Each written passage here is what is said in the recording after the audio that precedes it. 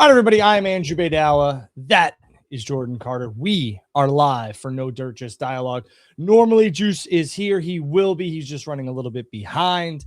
But before I get into all that, busy week here in professional wrestling, just like every week. But this one seems a little bit more busier, more chaotic, more, how do I say, undefined than the previous weeks or months that we've had. We'll get into all that. But again, before I do that, Jordan, how the hell are you? I'm doing pretty good, man. How about yourself? I'm good. It's a Thursday. We know exactly where we want to be. Hopefully all of you want to be here as well. That's why you're joining us. Man, we had Dynamite last night. We had Revolution on Sunday. It was almost like the tale of two shows. Obviously a pay-per-view, completely different than a televised show that's for the most part free. I know people have to pay for streaming cable providers or pay for that channel, whatever. So I don't want to hear the people in the comments or see the people all over whatever being like, it's not free. I understand. I'm just saying there's a huge difference between pay-per-view and television. That's weekly. And we saw that with AEW Dynamite last night, in my opinion, which we'll get into. We saw some things that maybe you shouldn't do, in my opinion, if you're in the public eye. We saw some things on Monday Night Raw that I believe you absolutely should do. We're going to get into Brock Lesnar and Femi and why, if what's being reported about how Brock doesn't want to lose or doesn't think he should lose. We'll get into all that and how I think it's a really bad decision. And we'll talk about how that match is finally official, which would clear the path, I believe, for another match. We'll have to figure that all out, but we'll get into it. Jordan, let's start with you. I want you to talk about AEW Revolution because you were there in Los Angeles, California. I want you to talk about the overall experience there, and then we're going to open up the show to you, and you can ask me whatever the hell you want. Thank you, man. Well, first, let me get the bad out the way. Okay. Let me just get the bad out the way. Everything, the show itself was fine. I had major travel snafus. If you followed me, I think I tweeted some of this out. I was supposed to leave California on Monday morning, 1 a.m. Ended up having to take a layover in Salt Lake City for 21 hours. So I got to know the Salt Lake City airport very intimately. I know a good place to sleep if you ever have a what's called a stopover. I also learned that a layover over 8 hours is called a stopover. Yes, and let's this is good for people who are going to travel to professional wrestling or even sporting events, concerts, whatever. Use a reputable, and I don't want to disparage any airlines, but make sure you use a reputable airline. Go ahead. I will say this, and I text this to you: buy it nice or buy it twice, because I ended up having a canceled flight, some weather things, and then also get TSA or clear, because the TSA lines are ridiculous nowadays. There are things going on, government shutdowns, but just had some travel snafus, but the experience of the show itself was great. Getting in, very, very easy. The crypto arena, first time I've ever been there. Very easy getting in, very easy finding my seat. The staff there was really, really cool, good. I like how the arena itself had its own kind of camera setup. I don't know if you guys noticed on screen, but apparently they use 8K cameras. That was the in crew, the crypto arena crew, apparently that did that. That was really, really cool. I like that. The experience of the show was great. Obviously, I mean, it was everything worth my ticket. They I spent what $90 for the ticket. Great view, great seats. I will tell you, even as a person who traveled, going in a different time zone. It was the show for me felt earlier, still went a little bit long, even as a person who was there. The pacing of the show, I believe that was the first time I ever watched, of course, been a part of an AEW pay per view. And I said, the pacing of this show, they've always been long, but the pacing always felt right. But in the You went pacing of to this, you went oh, to All In, all in, right? yeah, Yeah. Go ahead. that all in was long, right? All in was long because I was there about 8 hours. I counted. It didn't feel long. I didn't feel exhausted by the end of it. This one, I was like, yeah, I'm kind of ready. I want to lay down. I'm ready to chill. So from like the viewing perspective at home, once we got through Tekla and Stat, I was kind of like, okay. And then I realized we still hadn't had any of the trios matches. So I was like, we're gonna run 2 trios matches in 3, because that's what we had. We had 4 Yeah. matches left, and you knew the main event was obviously the main event, which was the Texas Death. So that left 3 matches, and 2 of them were trios. I thought that was very strange in terms of pacing. How was that for the live crowd? Were they out of that? So I'll tell you, and I hate to be so disparaging, but my criticism, right? And so I hope I'm constructive with this. After the crowd kind of was killed once the after the Megan Bain tag match, the Mega Bad or Divine Dominion Babes of Wrath match. A lot of the crowd got up, used the restroom. I was like, oh, that's weird. I didn't like that. I went up and I went back literally to my seat. I was like, no, I feel like this is going to be a short match, and it really was. It was the shortest match on the card. It kind of killed. I don't want to say killed the crowd. I believe that may be a little bit too harshly, but it definitely affected the crowd, and you felt it from the remainder of the show. Well, 5 minutes when you had everything else going 20, 17, 20, 12, and then the main event being like almost an hour. Well, I know it was like 45 minutes. I mean, yeah, I could see where you were like, it was a noticeable like kind of stop and go. So like your energy, so my buddy, shout out to Abic, was sitting right next to me. I even kind of noticed, I was like, hey, where's your energy for something? And then we had one of the trios matches, which is something he was excited for, which I will say maybe that's one of the reasons why, because you bring up one of the trios matches. I'll tell you from my experience being there, I told you this and I've told other people this, Mystico's so over. I think he maybe possibly placed that match for the crowd, for the reaction. Because I'm telling you, once he came out, amazing, crazy pop, everybody stood up. So I don't know if that was the reason why the pacing was what it was, because you kind of wanted a certain kind of homegrown pop for him. And then also Andrade, because in California, to my understanding, there's a huge appreciation for lucha wrestling. Yeah, big time. And so they love guys like Mystico, Bandito, Andrade. And so I think that's one of the reasons why, of course, being in California, I think that's one of the reasons why those matches were on the back half of that. And so, but still felt a little just long. I would have cut personally one of the matches, the trios met the dogs. I love that match. Shout out to Clark Connors. That spear was seeing that spear live was crazy. I was seeing him set it up. It was such a good move. I personally maybe would have cut some of that. But again, my experience for what I paid, the crowd, the atmosphere, everything, well worth it. I kind of feel like I underpaid a little bit. I'm not gonna lie to you. And to your point here, and I put this out, a lot of people were like, wow, this was long. Wow, there was a lot of returns. They could have saved some of this. AEW doesn't do that. AEW gives you all of your money's worth on pay-per-view.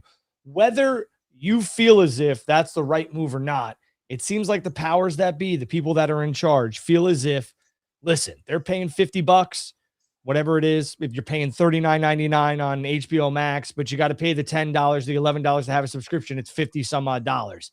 So don't let people bamboozle you with that either. It's still $50 a month, no matter how you shake it. Okay. So I think that AEW does a good job of giving you your money's worth. They always deliver on pay-per-view because they're the only entity in town that's doing so. I will tell you that from the live crowd perspective, like you stated, I've been to many of these and they can drag because you're like, holy moly, like I'm sitting here. I can't get up and go, fix a snack or, make a drink or whatever without, having to get in a line or a bathroom line. So when you're there, you're kind of like, wow, this is long. But I think Tony and AEW has done a really good job of making sure that the viewing audience, the pay-per-view audience at home, gets their money's worth. I'll ask you this. I don't know if you watched the 0 Hour. I know you're not, the I biggest did. 0 I Hour guy. watched the Battle Royal. Okay, in At particular. 6:00 my time, we watched a little bit of Willow Nightingale and Lena Cross because Okay. my son likes Great match, Willow. by the way. But Great match. at 6:00 on a Sunday, it's kind of tough with kids. So. Right, I get it. So I want to ask how the Battle Royal came across on TV, because being live there and how it started, I'm like, what? Is this a King of the Mountain? What are we doing? Is this a reverse battle? Juice is here, and I'm going to bring him in a second. But my son, we were sitting there watching, and I knew that I could get him to watch the Willow match and the Battle Royal. I knew they were safe. I didn't know who was going to kick off the show. He loves FTR, and he likes the Bucks, so he wanted to watch that. But I was like, I don't know. I'll have to. You, right? Yeah, I'll have to let you know. I don't know if you could watch this. The Bucks entrance was great. My son loved that, and then I was kind of like, hey, go get your jammies on and stuff like that. Because I didn't know what we were going to get. Right. But my son asked me during the Battle Royal started. He goes, what's going on? I said, what do you mean? He goes, why are these guys on the outside? He's like, what happened? Are they all eliminated? I was like, no, the match hasn't started. He's like, how is this a Battle Royal? And I was like, good question. I got to figure out what's going on here, So because again, we don't have the advent of commentary. What up, boy? Don't hurt me. I know you're mad at me. I saw you guys. Some friendly banter. We'll get into that in a minute. Go ahead, Jordan. Finish your point. But no, we don't have the luxury of commentary. So we're just, okay, I don't know who's legal. There was a move that was done. I believe it was maybe I don't know if it was Commander or somebody. They came in and did a springboard dive, but it was like he went in, and I'm like, is he eliminated? Because did he eliminate himself? It was very confusing. All of that, they just really wanted a Ricochet Jack Perry match, because that's what we got as soon as the pay-per-view started. You got it. I don't know if you'll ever get a rematch, but you got it. We'll have to wait and see here. We'll see. I don't know. Yeah. The one thing I will say is that I love the moment for Jack Perry. Like, it was very cool to see him. A lot of people weren't discussing this, and he didn't either. But you could tell when he came out to the crowd, he was visibly emotional. And it was nice to see, because I'm sure his father brought him on stage when they went to SummerSlam, and he was backstage and all that other stuff. And for him to kind of have that moment, and unfortunately his father's no longer with us, which he had spoken about, I think was a moment. And I think for a lot of people who maybe thought that Jack Perry's passion had kind of dwindled for professional wrestling, I think this might reignite that. And I think this was the right move by Tony to give him this championship. What I was more concerned about, truthfully, during this Battle Royal was Hook, because Hook was announced. They made a big deal about it, and you couldn't hear this on commentary, but they said that, they were talking about Hook, and I was like, all right, maybe Hook's under the ring, or he's going to come out here or like something. And then we just never saw him. And it was reported that Hook has some sort of injury, kind of minor, but I didn't like how it was reported, truthfully, because it almost felt like Hook had some sort of lingering injury, and he hasn't. Hook's wrestled in dark matches. He's also wrestled in indies. And the report that went out was kind of like, well, Hook hasn't been seen on television wrestling since January 7th, which is accurate. But to me, I was more concerned about where the hell is Hook? And then we got the injury stuff, and then the report went out, and I was just like, I know Hook's not seriously hurt, because they would have made light about that, which we'll get into later on about Toni Storm. Some news has dropped about Miss Toni Storm, which we'll get into. But I just found it strange that Hook wasn't in it, and then we got the reports that he was hurt. So those were the two things that stood out to me on the pre-show. I didn't hate, Jordan, that they bled into the show, because they've done it. I think this was a fine way to do it too. Find out who's going to be crowned champion, because Ricochet got eliminated. Are we not overdoing it? Like, I'll tell you what, as a, Juice, you're a wrestling historian. I would love to, this has been done rarely. Do you not, is this kind of this tactic of the bleed in, are we not overdoing it by this point? As it still has its novelty, or? I mean, isn't it, how many now? Is it the third one that they've done in the last 4 shows, maybe? I mean, I don't hate it. I don't hate it, but it's gotta be like the right, like, having the pyro go off as people are fighting is like the perfect way to do it. But like, just doing it where there's like 2 guys just laying in the ring, Yeah, it's a work. You can make it look really exciting as the show goes on in the air. Yeah, I mean, I'm in agreement with that. The pyro, all this other stuff. There's different ways to facilitate this. I thought this was the best way that they've ever done it. Truthfully, we're gonna crown a new champion. Go buy the pay-per-view, and that was, how they did it, which I liked. I did like it. What I don't like is I don't think you always need a match. I think you could have had MJF and Hangman Page in the middle of that ring like we used to see a la Sunday Night Heats and the free-for-alls where the main event guys were kind of having one last spar session. It gives you a reason to buy this show. Because realistically, are you buying this pay-per-view to see who becomes the new national champion? No, you're buying the pay-per-view to see the Texas Death, right? So we've said it before. That goes into, in Collision was taped again. Make Collision on Sunday. Turn into Sunday Night Heat. Just like us. You do it. Collision tailgate one week. Whatever you want to do. And that's a perfect way to do this. You could have had the Battle Royal officially on that show, and you could have ended Collision with a promo between, and that which would have just led into the show itself. That's just my idea, Yeah, and here's the thing too, right? I don't hate the free-for-all or whatever we're calling it, the pre-show. If you wanted to make Collision that's fine, because there were a lot of people who I saw complaining that the HBO Max feed for the pre-show was not working.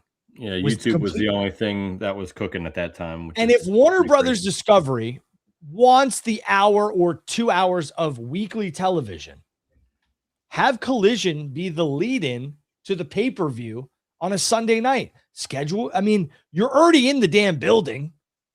You can have the damn matches, and Warner Brothers Discovery's like, well, we want extra content. I mean, just say, hey, once a month, you're going to have this on TNT and TBS, whichever one we can get our hands on, and you can have this where people are going to buy the pay-per-view, and we will only advocate and try and market that HBO Max to buy the pay-per-view. I think it's a smart move because realistically, I'm sorry, I've said this for months. I don't want to watch Collision on Saturdays anymore. If we can move Juice and Jordan, that'd be great, because Juice is like the people back in the truck, not the truck, but the production people. If we can move Juice, that'd be great. Because I look at him and it looks like he has a long gray goatee and he doesn't. Juice, you watched the pay-per-view with me as well. Thank you. Not at my house, but you watched it. What were your overall thoughts of the pre-show? And what were your overall thoughts of what we saw bleeding into the actual pay-per-view? Too long, too short? Just a couple things. I don't mind, because we've had a wave over the last few years of pay-per-views and PLEs being on Saturday, right? And the only ones that are on Sundays seemingly are Labor Day weekend or Memorial Day weekend, where people would normally, might have Monday off. So to me, I even joked about it last week about, I got to call off Monday because I'll be up all night Sunday. And damn it, I was up till 12:45, Well, and don't watch the post-show scrum, Juice, because you're up past that. I can't. No, I had to show. That's frustrating because I like getting into that stuff and seeing what's going on. So maybe Saturday, for some of these, if possible. I know they don't want to maybe compete with the UFC. The other thing is, would it really be that detrimental to do the show beginning at 7 instead of 8? Is that out of the realm of possibility? I know that's tradition to be 8 o'clock for a pay-per-view, but would it really kill them to go 7? Like WWE has been going, back to about a 7 o'clock. Sometimes they'll do, it all depends on the time zone, but in LA. So yeah, and that's one thing I noticed, right? I had the being in the LA, right, going into that time zone. I'm not gonna lie, it wouldn't make no difference. I agree with you, Juice. Just make this thing, because I got to the building, because I'm a pre-show guy. I went, obviously I'm there all day. Shoot, I remember last time I went to all in. Andrew texted me, "Where are you?" I'm like, "I'm going to the pre-show." That's psychotic. We were there for the whole main show, and it was 6 hours. I could not imagine being there for longer than that. So, Jordan, just a little background on this. It was me, Blake, and Juice. And I was like, listen, we're going to this sports bar. We're going to have some wings. We'll have some ranch waters or whatever. You guys have beer, whatever, soda water, whatever you want. We're going to sit there. and we are not going to the pre-show. And it's nothing against AEW, but I just knew that this was a 7-hour day just for the pay-per-view alone. And these guys were kind of like, bro, I want to get in. We're never going to get, come on, I want to get in. And I was like, not so much you. Not so much you. Don't say you guys. Right, say it to the guy who already put down in here. He's asking if the show is a murder mystery or a wrestling show. He's off of his own world today. Me and Blake gotta grab I want to get in. I want to do this. I want to do that. And I was just like, it's going to be too long as it is. So God bless you guys, and I appreciate those who the do opening go pyro. Yeah. I think you could.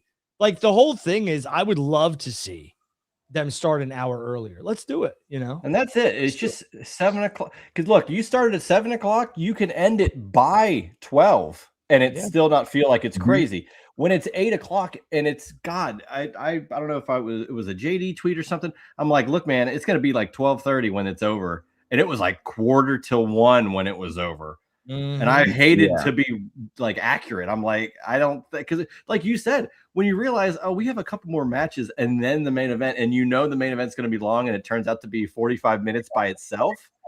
We're talking WrestleMania 35 stuff. And I talked about that a couple of weeks ago where that was the last WrestleMania. That was one night. The main event started after midnight and it was a disaster. So I think they figured it out by way of, happenstance with COVID to make things 2 nights and playing the New Japan model of 2 nights. And that's great and all, but AEW, just go back an hour. You might be able to fix some of these problems that people have. I want to shout out Hannibal in the comments saying, and I kind of agree with this, I'll amend it. He's saying AEW should have a 4-hour pay-per-view limit. I'm going to say 3.5 because hold on. 4 from 7 to 11 is fine. What are we talking about? I'm pretty sure it was like 4 hours and 22 minutes, right? Is that the length of this pay-per-view? It was like 8 to at least 12:40. So probably 4 and 3/4. In totality, I got there at 2 in the afternoon, California time. I left. Not asking about that. You guys are nuts. The show started at 8 o'clock Eastern time and it ended a little after 12:30.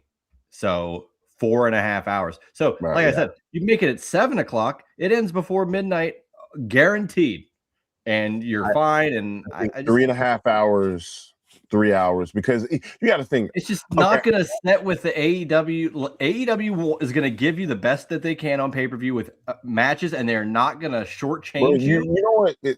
That's like watch, and this is why, I'm a big Lord of the Rings fan. I'm a Star Wars fan. Those are 3-hour endeavors. Those are tough. Right. Sure. So, and this is why I say they need to cut them down. In there. AEW doesn't have a lull on pay-per-view. It's match. But imagine you are, hey, watch this event for me for the very first time. It is a 4-hour endeavor, though. Yeah. You got to let them know. I mean, if they don't want to do it, they don't want to do it. They don't want to invest their time. Luckily, we've been fans for a long time. We've sat through good, bad, ugly shows, 5-6 hours, less than that. Yeah, but speaking more about Revolution, of course, being there, I got to see some of this. I'm wondering what you guys feel, because Mr. Hoffman had some things to say about it, and once again, AEW went there. The main event itself, Mr. Hoffman, Booker T. Huffman. It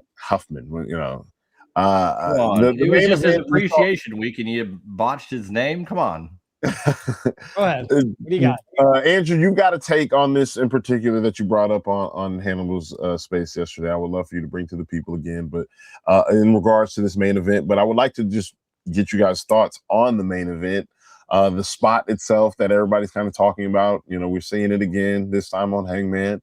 What do you guys think? How did you guys feel about it? Are we, another Texas death match, the AEW, the Texas death match? He's talking about the syringe spot, and I will just say this. Spot, and then I will say this. And then, like I said, you have safest a point spot on the show. Safest spot on that match. I will say this. People can complain about the syringe thing, but for what it is, they can complain that it's been done before. But when you look at a tweet that has that spot in it, getting north of 7 million engagements on Twitter, I think you might be onto something, AEW. It's not anything that couldn't, Drew's not going to have his kids watch it. That's not who it's for. and it's going to get people talking one way or the other. Yeah. Look, Danhausen has people talking one way or the other. Sure. It is over, and it got people talking. I thought the match was great. I thought MJF looking like Terry Funk was incredible. Like that fits his character. Chris Candido. Because Candido did it to Punk. They are trolling because Chris Candido did it to Terry as he was feuding with Terry Funk. It was a joke. I know. I like to put some people out there who were standing on it. I thought it was great, and it was a great homage. MJF is a student of the game, much like I referenced with CM Punk, always doing these like cool homages to people, and I thought it was great. And MJF, even the little spot where the dog collar comes out and he's like, "No, not again." That's all you need to have, man. That's so damn good. Yeah. I thought it was great. It's just when it's a 45-minute match at the end of a 4-hour show, it's kind of exhausting. The match itself, I had no problem with. The syringe spot, if you're asking me like the uproar from it, truthfully, it's the safest spot on the show that they did in terms of MJF and Hangman Page. Yeah. They used, I know it was sugar glass because people were saying that's not real glass, blood, whatever. It's still a dangerous spot. The barbed wire, the hanging, the exploding tables, the this, the that, everything. I mean, there was just a lot. And that syringe spot, the light tubes, was probably the safest spot on the show, if not the safest spot on the show. Did I think it was necessary to push water out of one end where it was going to nothing? I thought that's what made it better. But I think they were trying. It was a working syringe. Right. I think they were trying to show you that this isn't like some sort of like plastic, and it was through his cheek. I get the part of it. And the talent's willing to do it. So to me, it's like, all right, you're willing to go that far. I appreciate what you do for us. The one thing I will say about this, which I talked about on the Wrestle Collective's Hannibal show yesterday, was nobody talked about it, which was strange to me because a lot of people are very astute wrestling fans. Nobody talked about how there were no weapons on this pay-per-view entirely. There was none besides the end, which I know was probably done by design. But I got a funny feeling that was a directive. Direction. Or directive. Same thing. Directive, same thing. From Tony Khan and MJF. Because, hey, if I can't have you swinging a chair. I can't. And I think what really hindered a certain aspect of a match was that Brody King Swerve match, because they were chains, dog collars before that, and we saw that in Max's match. So for me, I understood it made those spots more valuable in terms of the consumer consuming it in the live event audience, and I get it. Because AEW is very heavy on weapons in matches that necessarily don't allow you to have weapons. So it was very noticeable to me. What I will say to that is I not only agree with it might have been some sort of unspoken yet spoken backstage edict of like, let's keep the weapons heavy to the main event. But I will say, and this is I feel like I'm taking a shot at Jimmy Corderas, but I'm not. I respect what he's done for the business. But there was blood in the first match. There was blood in a lot of the matches. And I think that to people is FTR and Young Bucks. That FTR and John Moxley, that was it. Yeah. John Moxley always bleeds. And okay, you're talking to me who gets it. I understand it. What I'm saying is other people see that and go, well, there's blood already. I'm emphasizing your point. It oversaturates it to where we get to the end. It's like, well, we already saw this. Same with like Darby and Gabe Kidd killing each other last night. I'm like, we just saw this in a higher degree all over Revolution. The rest of the card juice had no blood, which I thought was very interesting because I think that was another point from Tony and MJF. It's just, I know people are going to complain, even though the first match we see it, and I thought it was fitting for the match. It was pretty much a blood feud between these guys. They don't like each other, but I'm just saying that the criticisms are out there from the same type, the individuals that always have those types of critiques of, well, it's oversaturated. We've seen it once. We can't see it again, which I don't agree with. If you've watched an ECW pay-per-view, that's type of stuff happened as well. ECW's moniker was Blood and Guts. Nah, it was not Blood and Guts. It was the Blood and Guts was a fucking ring. Blood and Guts was a term that Vince McMahon used to say what AEW was. Yes. Yeah. But ECW did a lot with the cruiserweights and other wrestling. And stop. I'm just saying. You guys missed what I said. Here we go. Blood and Guts was literally on the ECW ring apron. Yeah, no, words. that Yeah. was that. That's That what I'm was also saying. true. So if you're going to compare ECW to AEW, ECW was all about blood and guts. Yes, So- but what I'm not comparing the two in that sense. What I'm saying is ECW was more than that, and AEW is more than that. Just whatever, because AEW has a fucking show named Blood and Guts for God's Sure. sake. But what I'm saying is that there's more to it than that, and AEW's trying to perform that. But when you see blood in the first match, people will be quick to say, "Well, we're going to see it in the main event guaranteed." So why are they getting rid of it now or doing it now? I will tell you this: I thought that the blood from MJF and Hangman Page, I was kind of like, I've seen this. Get it. I've seen it a million times. What was unique was Hangman Page's head thumping off that camera and having that blood smear and that visual.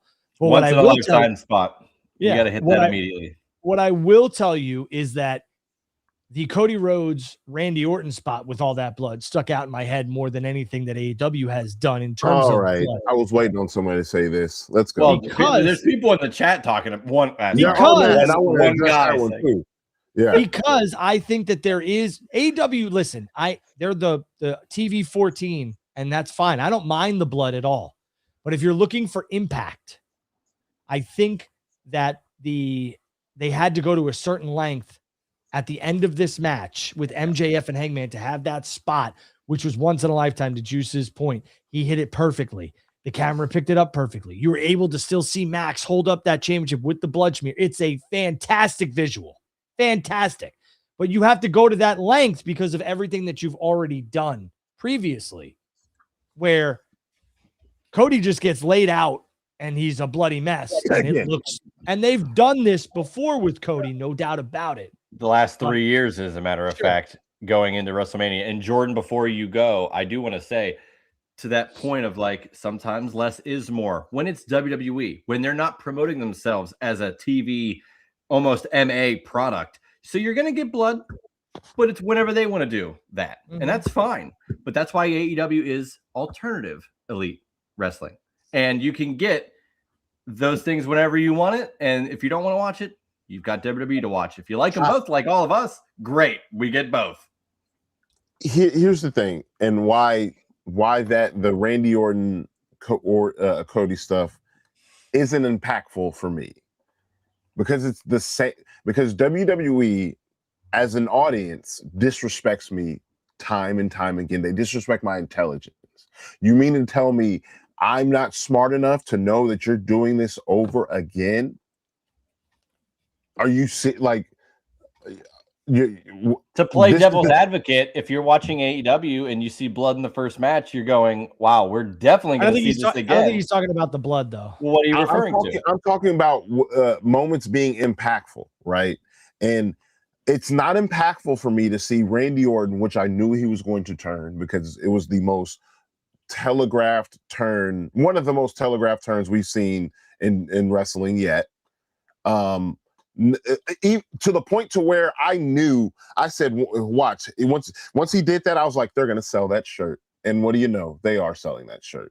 And predictability in wrestling isn't anything new, but there's no difference between Cody getting beat up by Kevin Owens, Cody getting beat up by The Rock, now Roman, excuse me. So again, Cena. So not only is this 3 years in a row in WrestleMania, this is every single Cody Rhodes story ever. When is the story ever going to be finished? Gentlemen, welcome to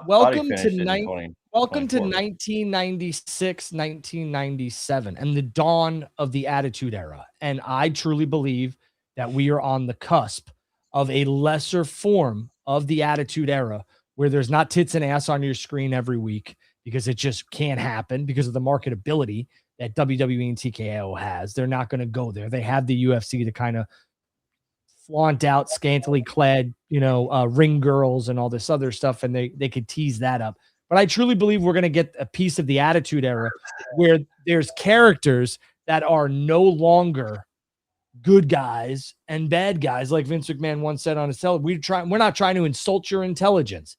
I think that we are getting closer and closer to that with WWE because of the things that you're saying and the things that a lot of other people are saying. They don't want to get behind these hokey ass characters anymore.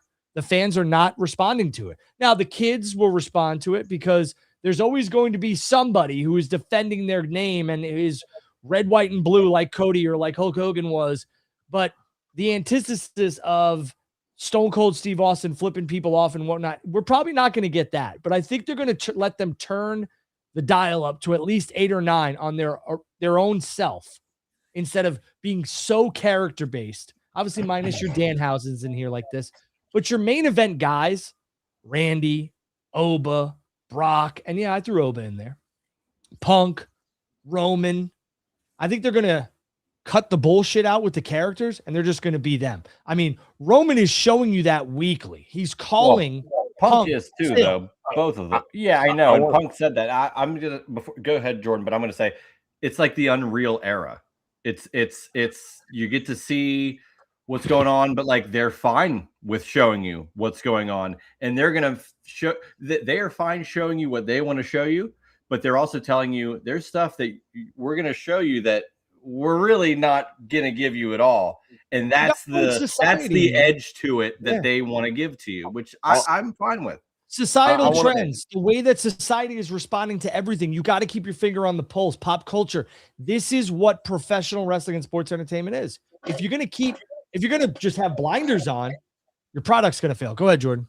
So, and I gotta, again, because first off, Blake, it's not impactful because it's WWE and AEW. I'm gonna explain to you why. I'm sorry, I'm keep going on this diatribe. Are you fellas do you guys know what flanderdization is? Are you guys aware of that term? That is what WWE has done with Cody Rhodes. They've taken the sad, beat up look of Cody Rhodes and just said, that is it. Because I implore you, Blake, or anybody else, please tell me, what is Cody Rhodes' character outside of getting his ass kicked? Right, trusting the wrong people and getting his ass kicked like Sting used to. Hold on a second. I want you to remember, I want you to bottle this for when me and I'm gonna let you go on your rant. But what I will tell you is in 365 days from now, if Cody Rhodes turns heel, you would have been son of a bitch. They got me, because look at how angry you are about this, which is fine. Your opinion is not invalid, Jordan. You share a lot of. The thing is, the reason why people, when grown at Sting was great, but you know what they always say? Oh, he's a dumb baby face, and they kept doing it. They keep doing this with Cody Rhodes. He has no other form of storytelling outside of just, oh, I thought we were friends, and getting his ass kicked. Because it's happening with Sammy, and he hasn't gotten his ass kicked by Sammy yet, but they're gonna do it. But like you can see that it's gonna happen. If you could not see, like once again, and this was the problem that we talked about last week, when you don't have when the Royal Rumble means nothing and you have to create another contender. And so, of course, Randy Orton comes up. Well, Cody Rhodes' face. So to say that you couldn't see Randy Orton turning, I'm sorry, the sky is blue today. Well, and what I'll tell you is you're right. My 9-year-old said to me, and I bring up my son because he's a good litmus test for some stuff that's working and some stuff that's not. He said, boy, Cody seems to always trust bad people. And I said, you're right, Jackson. He does. But Jackson's going to turn an age where he's 11 or 12 or 13. You're going to call Cody naive. And he's going to look at this, and it maybe continues there, and he's going to wonder, bro, why isn't Cody snapping it? And then when Cody snaps, he's going to be like, hell yeah, best bad guy ever. That could be a pivot point for his fandom. I'm not. But here's the thing, though. I would be more apt to believe that if I didn't have John Cena. If I didn't live through John Cena as a person who said, "Man, okay, are they gonna?" No, they never did it. And it took to his last year to pull the trigger, and it meant absolutely by then it was nothing. It was way too late to do that. They reversed course in 4 I agree months. with you. When he does finally turn heel, son of a bitch, you got me. Are they actually ever going to do it? With the Young Bucks right by his side. 2028 is going to be crazy. Just a prediction. I don't know that to be a fact, but I did see that the Young Bucks want to work Madison Square Garden, huh? to off of to more WWE stuff. Something I Hold on. Stay right there for a second. Let's get done with the Revolution stuff because we went off to WWE. Yeah, we haven't even did Revolution. Yeah, let's just be done with Revolution here. I thought Revolution's pay-per-view was good. Was it long? Yes. AEW always delivers on pay-per-view. I love the Cope and Christian return. Ronda Rousey, she debuted. It's kind of unfortunate right now because there's a report circulating by some very respected people in the game here that Tony's out for a while, which I hope it's a work, but it doesn't seem like it is. And if this is AEW's version of how we're going to work you, we got you, they don't seem to be that type of company. So I don't know. But I don't like it because this would put a damper on what we seem to have with Ronda Rousey, which was probably going to be a tag match at Double or Nothing, and then a singles match against Toni Storm, maybe at Wembley Stadium with Ronda. She debuts. Will Ospreay returns, which we'll get into a little bit after on Dynamite. Tekla retains. What was your overall? Let's do this quickly. You boys like the show, obviously. Give me your 3 highlights. Juice. The highlights for me, the FTR and Bucks match was great. And even though we knew like maybe Cope and Christian are coming back, maybe these guys aren't done yet, that's what I like to see, is that we kind of were correct on that, because predictability, people can look at it negatively, but when it's predictable, but it turns out to be something great, that's what we want. Like, how could you not want a potential Cope and Christian Young Bucks FTR like ladder match or something? Like, all these potential things, and those, 2 of those teams by themselves in a match, singles matches, all that stuff can happen in the next few months. And I feel like that is exciting to see. The Texas Death Match was definitely a highlight for me as well. And then seeing Will Ospreay come back, and it's, those injuries are not easy to come back from. I mean, Bryan Danielson was like, look, this is harder to come back from than my injury in 2014, which sidelined him literally to the end of his run in WWE, to whenever he decided to come back into pro wrestling, which is pretty crazy that it even happened. Same with Copeland. So to have all those things happen, I just felt that, this was a show. Revolution seems to be one of their big tentpole events, and I felt that they knocked it out of the park. It was too long, but we kind of expect that. Again, tweak it back to 7 o'clock, and I don't think a lot of people are complaining about the length. So I'm just looking forward to what they got going on. I think Dynasty is going to be a fun show, but I'm looking ahead to Double or Nothing. I got to admit, I'm looking ahead to Wembley Stadium. I think Will Ospreay is just on a collision course with someone for the world title. Doesn't really matter to me who, because you've got MJF potential, Kenny Omega potential. I'm here for it all. So my highlights, I'll tell you, kind of crazy enough, were from were moments that I didn't think. I will say one of my first highlights was the Mystico jet speed moment, when he got signed, the All Elite graphic. Being there in the arena, again, Mystico was so over everybody. Every single person in that arena was on their feet, had their phones out, singing his song. Definitely a highlight moment for me. Andrade winning in the fashion that he did, that the last probably 5 minutes of that match, some of the most exciting that we're gonna that is AEW encapsulated. I kind of felt bad for those 2 gentlemen. They had a great match, but I would have liked to have seen them wrestle in a different slot. I don't think it'll be the first time that those gentlemen are done wrestling each other. I think 100% we should and probably will see it again in Arena Mexico. I somehow would like Claudio to get in the mix, and let's get that CMLL title on to Bandito and or Andrade, especially with Claudio's now dual contract with CMLL.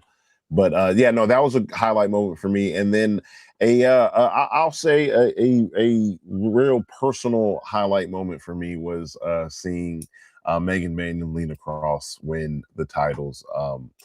I think Megan Bayne has deserved it. She's a person who's come out every single time and does the job. She does exactly what she needs to do. She's made all of her opponents look great. And it's nice to see her rewarded, and hopefully, some of the injury bugs can kind of stay away from her and her teammates.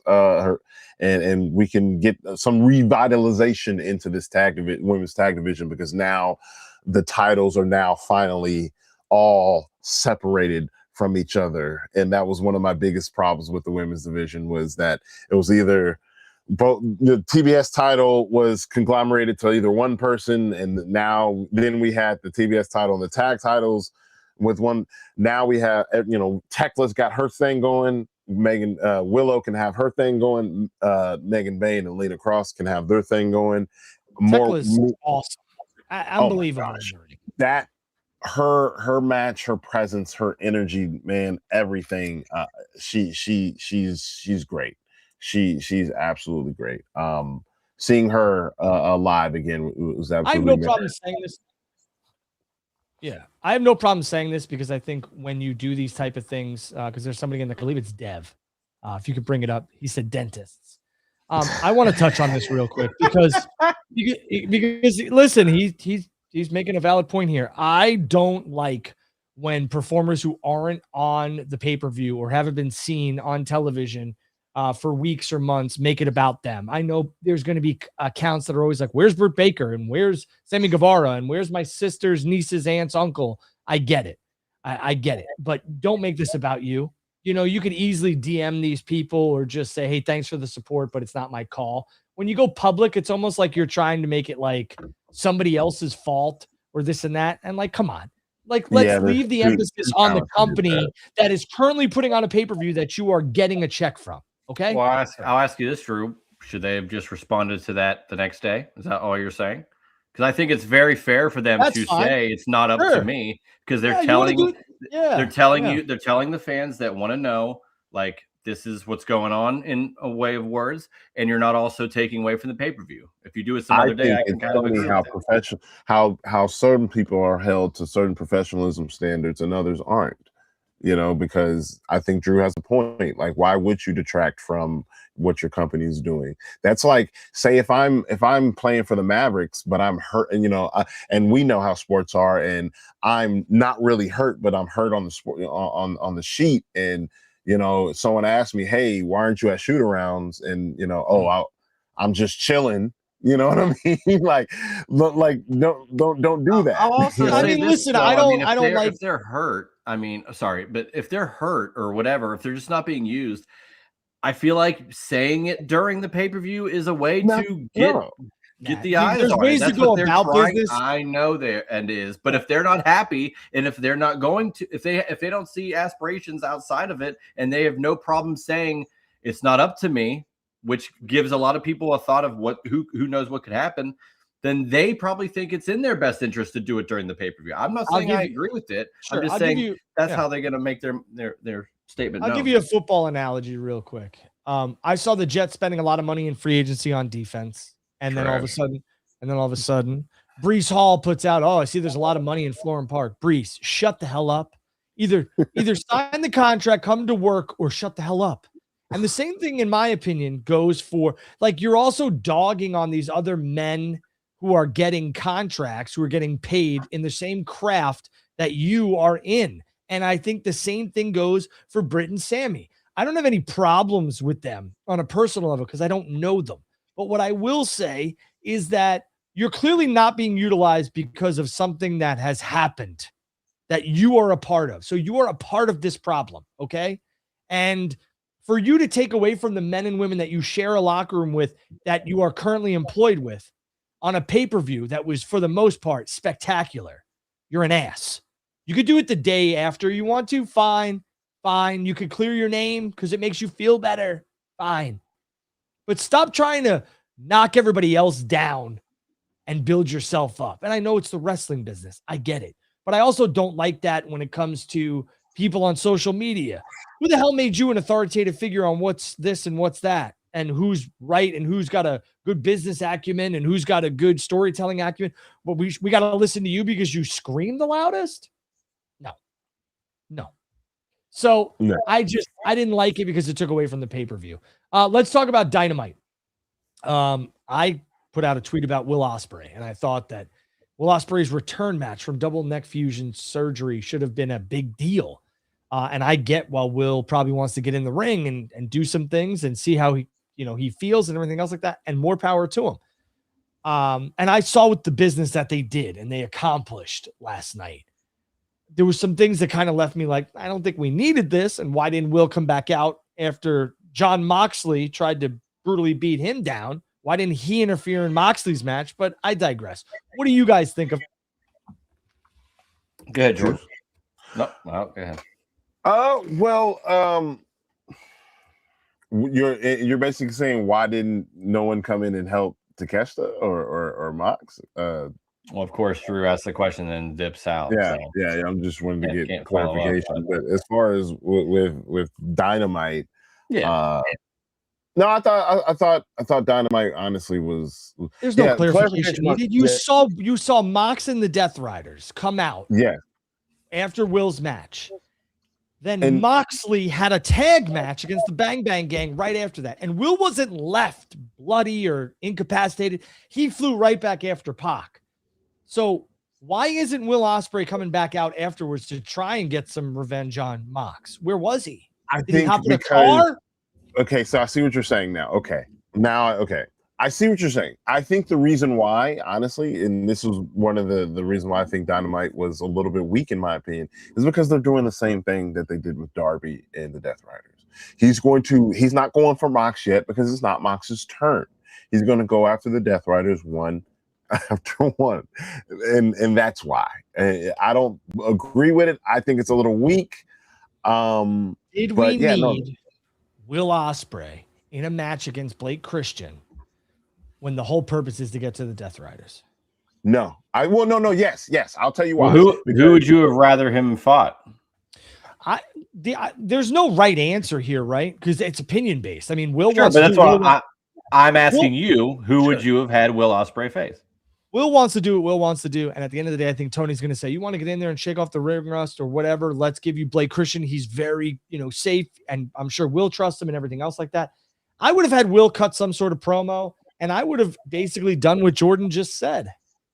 I want Mox, and the Death Riders appear on the stage and they laugh and they go, you can have Mox after you get through every single one of us. I can't sit here and go on a Cody diatribe and say that they're doing the same thing and then not point out that AEW, because they did this with Darby. Good job, Jordan. I was going to say, don't be hypocritical now. Yeah, no, Darby did the same thing. He went through all of the Death Riders one by one. And so if this is what we're doing for Will Ospreay, because it seems like hey, do this until Revolution, and then once the Owen starts up, once we get into that season, we'll put you on that fast track. But for right now, this is what we got for you. I rather not do that. Give me something that is sustainable with Will Ospreay. Personally, I would like a heel turn. Somebody I was talking in this space the other day, they kind of got me behind it. I wouldn't mind a heel turn. I would not mind a heel Billy Goat. But just him going through the Death Riders just to go through the Death Riders, I don't think that's a good move. I don't need. Well, we need something. We need something before we get more. I don't need to see Claudio lose more. I don't need to see Daniel Garcia lose more. Well, we need something before we get to the big Wembley Stadium match. Which, if you're living under a rock, Will came back. Bang! Tickets on sale. They put the QR code while Will was in the middle of the ring or making his entrance. It's very, and it should be. Like, this is where wrestling should be obvious. Will Ospreay should be challenging for the AEW World Heavyweight Championship at Wembley Stadium. Whether it's against MJF or not, I believe it should be, the way that MJF has, his trajectory right now and the things that he's done. I think that's probably going to be your big money match. Now, a lot of people had speculated that somebody who's phenomenal would be at this show, and he's absolutely not. So this is, I think, the best next bet. But I don't hate it. I don't hate what they did here with Will. I just don't know if I had, and people be like, well, this is All Elite Wrestling. This is what they do. Okay, fine. But let's just say that something happens and Will, I don't know, like has a tweak or whatever. I think this could have been a much bigger deal. Have his first match back. Just me. I don't know. If you ask me, what I would have done, because Juice, you asked, and I want to pose the same. I would have him his first program back be against Brody King, Well, a program is different than a first match. Well, but he could still do that. You had to have a first match at some point. Well, I would have the reason why I say program is because storyline wise, we had Brody King touch the upper echelon of the main card, right? Yeah. And typically and so you would probably behoove you unless Buddy Matthews is on his way back to keep him there, at least to be maybe, I hate to say this term because it has such a negative connotation, but a gatekeeper. You if you can beat Brody King, or if you have a good program with Brody King, you can wrestle with the best of them. And I think that's true to begin with because he's one of the better people in the ring. But you can have a nice face versus face, like, hey, I'm Brody King. Swerve beat me. Yeah, I may be kind of out of contention now, but hey, Will, you're trying to get back into contention. So let's go at it. And I think that it would be better than Will Ospreay going against the Death Riders. Well, listen, I think that Will is this is my prediction. I think Will's going to win the Owen. And I think that's where he'll challenge for the championship at All In Wembley. I think that's what's going to happen. I would even like to see, because I was talking to this privately, I believe, I don't think it was you, Jordan, but I was definitely talking to somebody privately. I think it was this morning, where I would have Copeland and Will Ospreay have a singles match before Copeland's contract is up and done. And I think the Owen's the perfect time and place for that. So I think Will's going to win the Owen. I think Will's going to win the Owen. Battle of the deconstructed necks. God, they're great stories. That's what I'm saying. Will Ospreay came back. Brian said it was the craziest match ever wrestled. Yeah, and that's fine.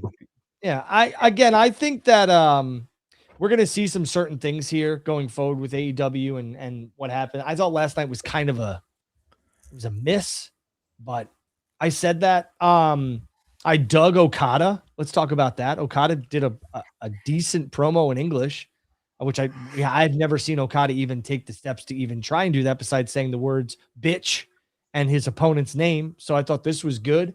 I thought Swerve's promo was good.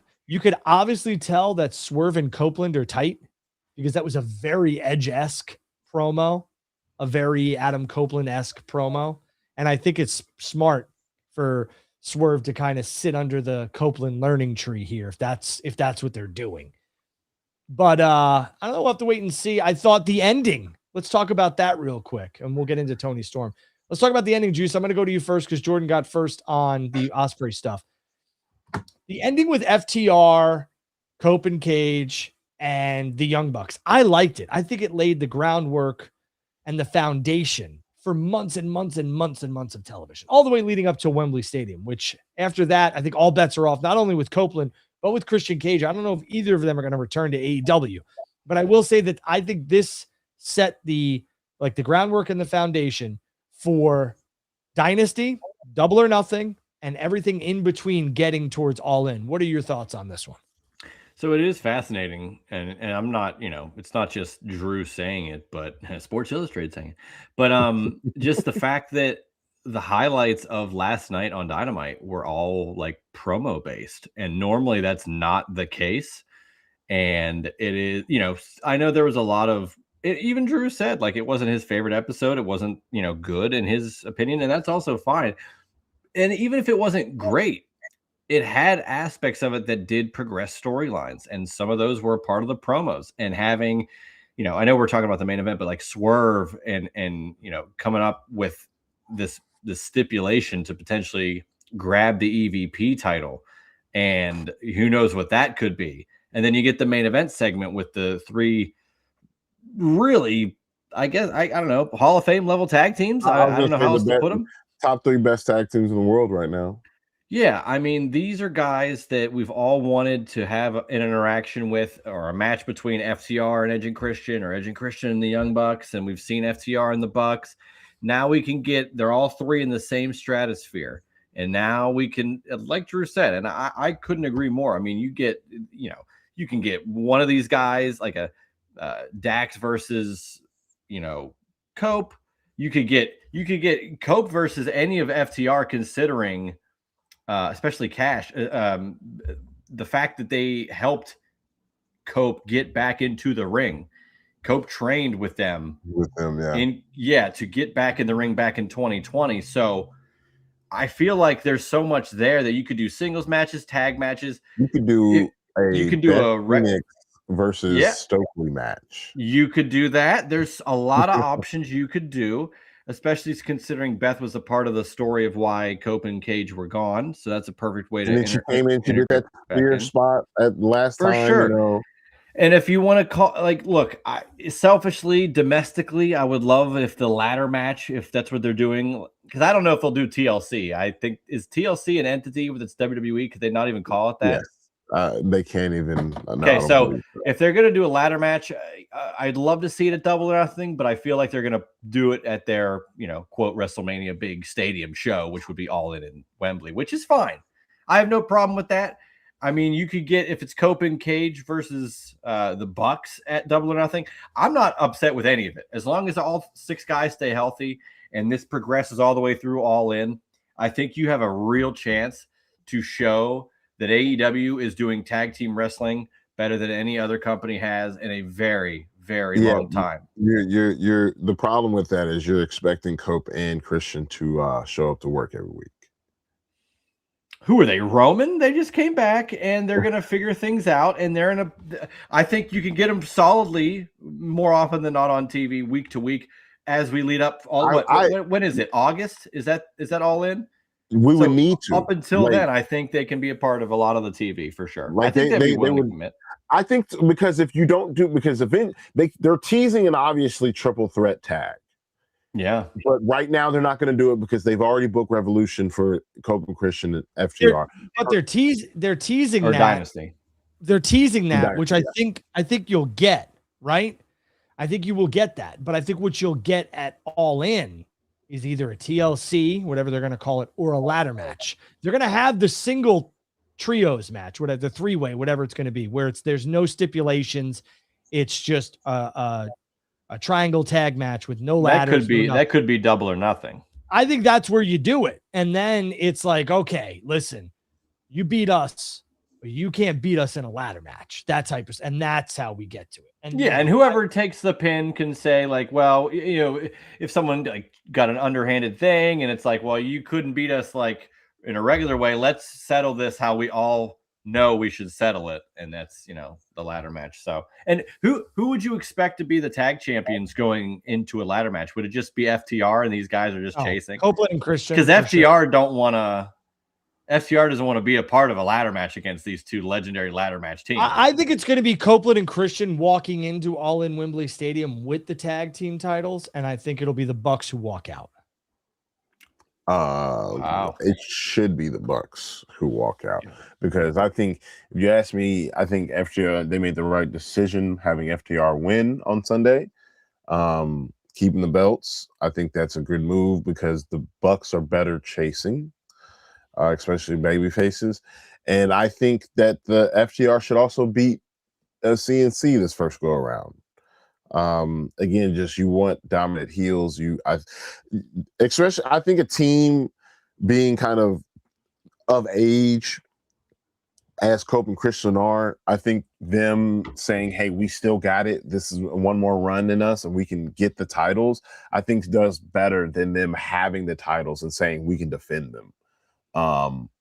Because I want to interject real quick to the comment of Swerve and Ospreay beating the Young Bucks for the EVP titles. It was to remove the EVP titles from the Young Bucks. Swerve and Ospreay didn't gain them. The Young Bucks just don't have them anymore. And Kenny Omega still has it. Thus why Swerve wants to take it, because then Swerve has it by himself and can have a lot of power. And that's what I kind of want to see happen, to be honest with you. You know what I would have liked to have seen happen? I wish you would have put more than $1 on High Point beating Wisconsin. It was a bonus bet. What do you want from me? Kidding. At least I did it. Have a little testicles if you're going to do that. Have some balls. It was a bonus bet. I don't care if it was a bonus bet. I'm putting real money on it. Kids, if you're watching this, gamble responsibly. All right. I don't want your. Anyways, I like where this is headed. I saw some people being like, nobody wants this. You speak for yourself. That's all I'll say. You know, it That gets is old. a hater mentality of, oh, I don't want to see this. And they'll be freaking out when it's a triple threat ladder match. And I'm sure if we had a live camera in their house when Copeland debuted in AEW, they went nuts too. So as a person who's been live for 2 Copeland returns, All In, and then this one, people, building goes crazy. Building goes absolutely nuts. And for those maybe, they didn't go loud for Christian. They did. We just saw him come up behind. So we, did the crowd thing. But no, trust me, the people pop for them. People will want to see it. Will it be a 5-star? You're going to see, Edge, do a spear off the ladder? Probably not. I don't know, man. I feel like he might want to do one more. If he knows this is like they're coming to an end and this is their big swan song as a tag team, I think a lot of bets are off, to be honest with you, to go back to our gambling. If he didn't have that unfortunate injury with the cage, then I would say otherwise. I know. I would say but I think he can be more protected in the ladder spot where he's doing a spear than he is jumping to land on his feet from a 20-foot high steel cage onto a canvas and wood. The only thing that I'll say about what I saw the past 2 appearances from Copeland and Christian is it seems like, and I understand from this perspective, I don't know if Christian really is too thrilled with this type of stuff. I think Christian really enjoyed his singles run, and I think that when watching him, he kind of looks, he looks dejected. See, I disagree wholeheartedly because how did these guys get back together? Christian didn't want to do it. Christian is just like, he did in story, though. I think he just doesn't want to be a part of this. And now he's a part of it and he's embracing it. And now he can take down people with the people that he's used to. He doesn't have to like it. I bring that up for a reason. I think Christian is one of the most underrated storytellers in the game. And I think when I'm watching him, he looks dejected on purpose. I don't think it's an actual thing where he doesn't want to be there.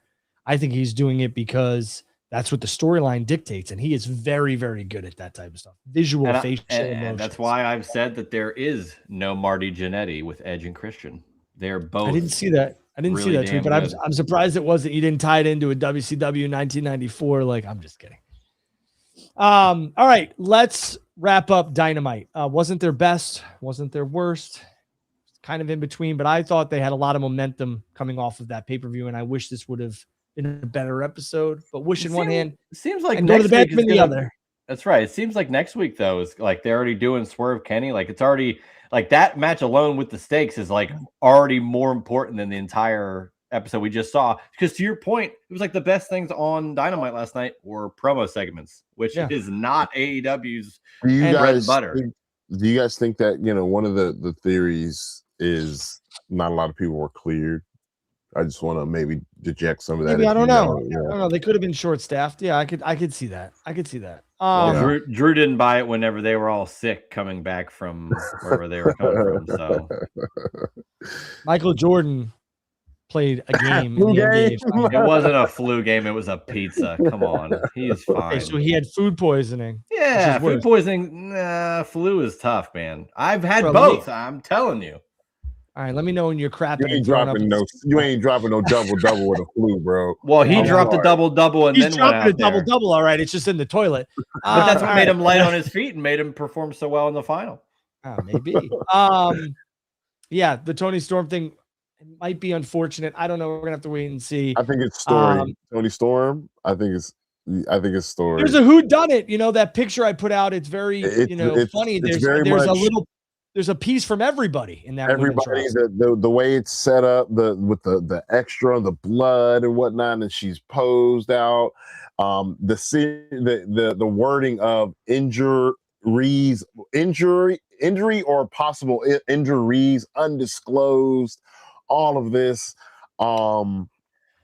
Yeah, this is a story, and I think this is another one of Tony Storm's, like, the person's brainchild. I think she's very much like, she's got creative control, brother. She's probably got the pen. I'm just joking, guys. But you can tell probably this is a little bit of her brainchild along with her character because when you think of that era, you think of the old noir mystery, whodunits. and I think this is one of those where because I said let's kill the Tony Storm character. Well, I guess they are in a mystery whodunit, and so that I'm interested. I think this is great. I think this is a story. If she really is hurt, then speedy recovery to her. But I 100% think this is a story. Can I bring something up that I'm seeing in my Twitter feed that we didn't touch on from Brandon Thurston? Did you see that, Drew? Well, this is part of the show. That's why we're moving on. You can bring that up in 1 second. Yes, I did, but I'm hoping you guys are going to talk about this. Yeah. So Dynamite next week, St. Paul, Minnesota. Big show, Kenny Omega and Swerve Strickland, and I won't be there. You won't? Oh, I will not. Well, SmackDown's coming to Pittsburgh next week, and I also will not be there. I will be out of town. All right, Juice, floor is yours for the next 20 to 30 minutes. What do you guys want to talk about? Well, I just want to bring up what because I haven't been on Twitter. I like locking in on this program, No Dirt, Just Dialogue, every single Thursday, 3 p.m. Eastern. But I did see Brandon Thurston put out that, I'm just going to read it how he says it. Tony Khan bid on WWE in 2023. There were 4 bidders. The winner, which was Endeavor, plus KKR and Liberty Media, and those were apparent for some time. Newly unredacted court records show that the 4th bidder was AEW owner Tony Khan's lesser-known entity, Base 10. And people are like, wow, you bought Ring of Honor. Well, let's just skip WWE. So pretty crazy to read that. And, who knows how close. I mean, 4th is sounding close, but with the money involved, who knows how close they actually were. But I do find it fascinating either way. So I'll kind of pass the buck to either of you to kind of continue that. I'll say this. I got buddies who work in corporate America in New York and things like that. Tells me a bunch of stuff. I think this was 100%. Tony knew he wasn't going to win it. I think this was Tony saying, I'm not going anywhere. I have it. He's basically saying, trust me, if you don't think I got the bag. He was saying, hey, if you don't think I got it, I promise you I got it. I'm not going anywhere. I'm not going anywhere, though. I think that was exactly what that was for Tony. So I don't think, he knew he wasn't going to buy it. I don't think he really wanted it. I think this was just 100% him saying, hey, you want to play? I can play.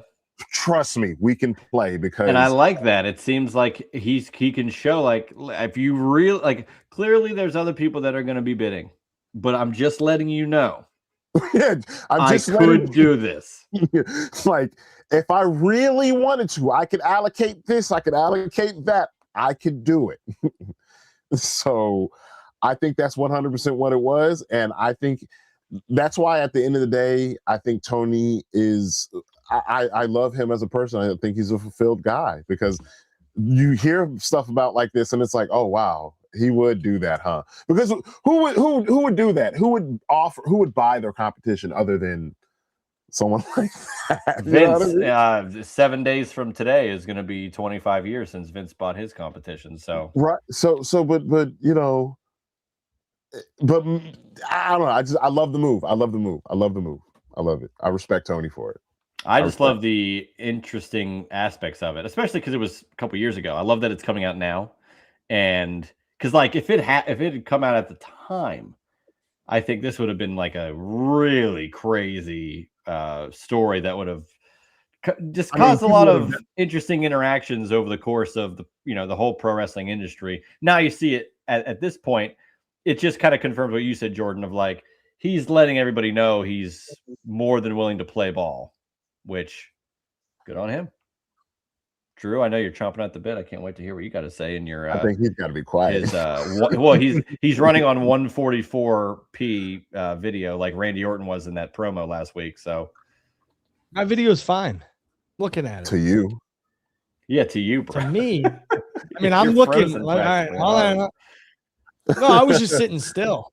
No, you got you're definitely sitting still. Your network bars are fluctuating from 1 to 5 back and forth. Jordan's is all 5. I forgot we can't watch these. All right. So, All right. Well, we can still hear you. I So guess go ahead. hopefully this figures itself out. There we go. Actually, Listen, I knew of this, but it's not something that I'm able to like talk about because it seems like Brandon got like solid confirmation. I never really had that. I had heard about this. And to Jordan's point, I think letting everybody know that if this ever happens again, which I think it will, that I'm going to be a player here. I think that. uh-oh.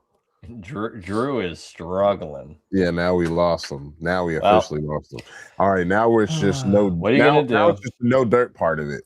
That's right. There is no the dialogue. Yeah.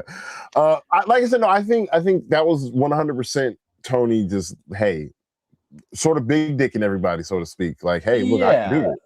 Just kind of showing it, and so Drew says he couldn't really say much in it. I'm looking here through the article here, and it's got. You back? I didn't read through. You all see it. me? Hear me? Yes. Yeah, but you're still kind of laggy, bro. Reset your router. You ever do that before? No, he's good now. Do that. No, he was. I'm gonna do that. Jordan, I'm telling you, it ain't. Listen, I'm Tony Khan should get to donate some money so you can get a new router. I think it's probably done on purpose. Listen, I truly believe that this won't be the first time that this is talked about. I think that if for some reason this happens again, where WWE is up for sale again, I think Tony will absolutely be a player. So will Saudi Arabia.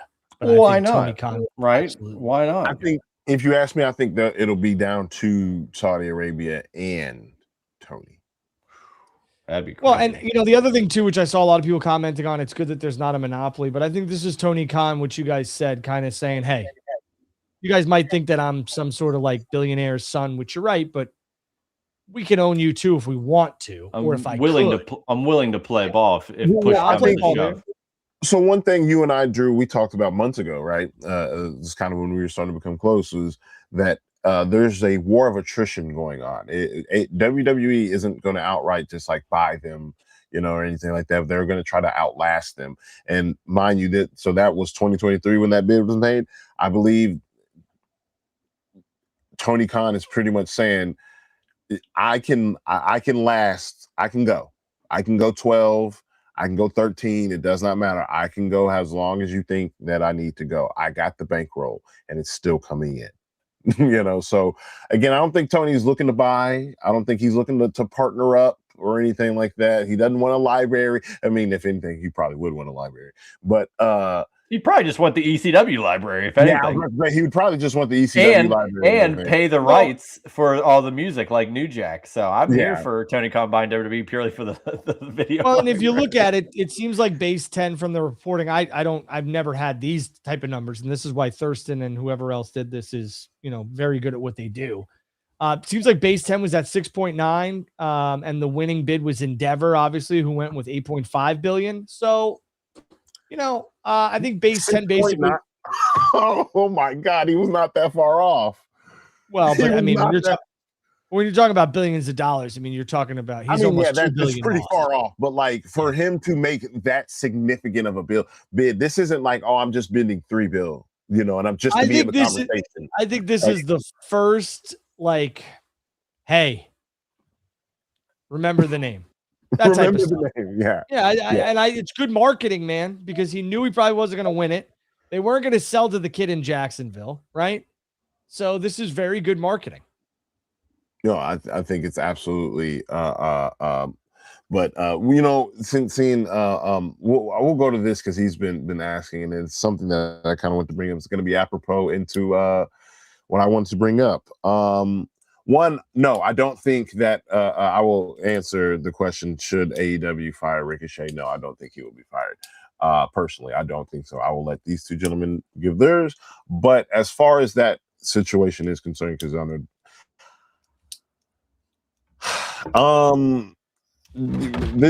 I think people have to realize that Twitter, all this stuff isn't real, man. Like, we have to let people are real. These are real life people, and you know, there's real life reactions. So um, don't write checks that your ass can't cash. But at the same time, understand the platform that you have and who you are. So just because you can cash that check because you got the bankroll doesn't mean everybody else does. And so, yeah, sure, you can write checks and cash them, but doesn't mean that you should. So there's a certain personal onus that you have, and that's what I'll say on Ricochet, the man, and the person, and the comments that he said. But what I do want to bring up as well, I want to drop this to you guys, is I think it's really funny how wrestling media is all of a sudden real now, right? When Meltzer gives his 5-star reviews, it's, oh, who cares? You're a dirt sheet slinger. You're not real. Sean Ross Sapp, you're just a guy who replies on Twitter. But now all of a sudden, you know, we have something serious. It's all of a sudden, oh man, these guys aren't reporting it. How dare they not report it? How dare they not talk about it? You know, you look through Twitter, they're asking you, Andrew, what do you think about this? Now all of a sudden we're journalists. Now all of a sudden this stuff matters. But you know, when it comes to other stuff, you're just dirt slingers, you're content creators. I think that's really funny how people pick and choose when wrestling media is real or not. You're not wrong there too. The wrestling media is always a joke and all this other stuff. That's what we hear constantly. And you know, I will say that it's always, for the most part, people online trying to get a gotcha moment, or they're trying to find out a little bit more about you. Like if you touch on certain things that WWE is doing, oh well, you're a Republican, or if you don't, oh, you're a Democrat, and it's like, bro, who cares what I am or what I'm not in terms of the political party? Like, I'm an American, number one. Number two, my views don't need to necessarily align with yours. And the same thing goes with my views on the world. And it's always like an I get you, got you moment, or this guy is such a supporter of this or such a supporter of that, and that type of stuff. That's why I don't, like, for the most part, I don't put any stock into any of that stuff. My X is solely for wrestling, and maybe some other entertainment stuff, but it's never going to get to that point. And people are always trying to find out more about you. They always are. I said this yesterday in a space, like, people try and have your gotcha moments. And that's what this is, in my opinion. I think what bothers me to the max is how people in certain positions of the quote unquote wrestling media, or the quote unquote content streamers or whatever, view themselves as either holier than thou, or some sort of authoritative figure, or that they're too good for whatever. I pop into spaces, I pop into whatever, because truly that's what this whole thing is about. And without people watching, listening, having these discussions, conversations, not confrontations, there's no point to this. And I don't think anybody would have a following if they didn't make themselves readily available. And once you get to a certain stratosphere or a certain echelon of this IWC, this bubble, you have a certain amount of followers or impressions and everything else like that, you become holier than thou, and you don't want to do these spaces, or you don't feel like you need to do these podcasts. I think that sucks. I think it sucks. Juice? Okay, so I don't want to touch on this for a very long time, but I do want to just come up with a couple of points here. In regards to the Ricochet thing, yeah, he has a platform. He knows how many people he can reach. He's on TV every week, national TV every single week, and he knows where he stands. And not only do I, think that he was in the wrong with what he said, but at the same time, I'm glad that he said that he apologized for it and came back on it and said, I'll do better.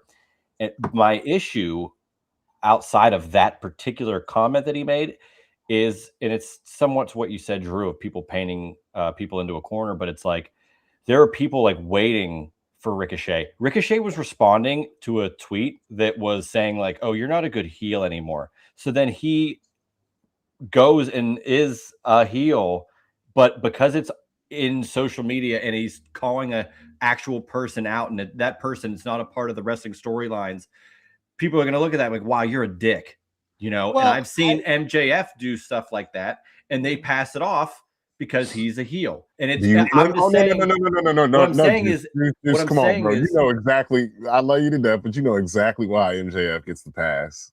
No, and why you are Ricochet saying that. I'm not saying anything outside of what we're talking about. You can reflect on that after, because I have no room to stand there. I think I'm not gonna Ricochet's. That's why I think love you. Fair Ricochet's. enough. Fair I enough. think Ricochet's tweet was distasteful. It I think it's was. gross. I think MJF telling somebody to kill themselves is distasteful and gross. I don't think there's any like. I had a problem with MJF and the way he conducted himself at meet and greets with kids. But at the end of the day, the more and more I saw these people bring their kids, I was like, that's on the parents because he's clearly in character. You've seen this, like, cut it out. Stop bringing your kids to this guy. Yeah. And the other thing You too know. is I understand that Ricochet has gotten a lot of nastiness, but as a professional athlete, as somebody who has these type of followings, as a celebrity, quote unquote, I mean, listen, when people come for me, I'll look at the thing and I'm doing the scroll and here and there's no phone, but I'll scroll and I'll look and I'll say, okay. And then I'll look and there's 9 times out of 10, it's either like death to WWE or, I don't know what the other one, retired combat vet or God is love or mama or proud father of 7. And I'm just like, all right, like First name, clearly last name, bunch of numbers. well, and then it's like, Christian, proud this, proud that. And it's like, okay, you gotta look.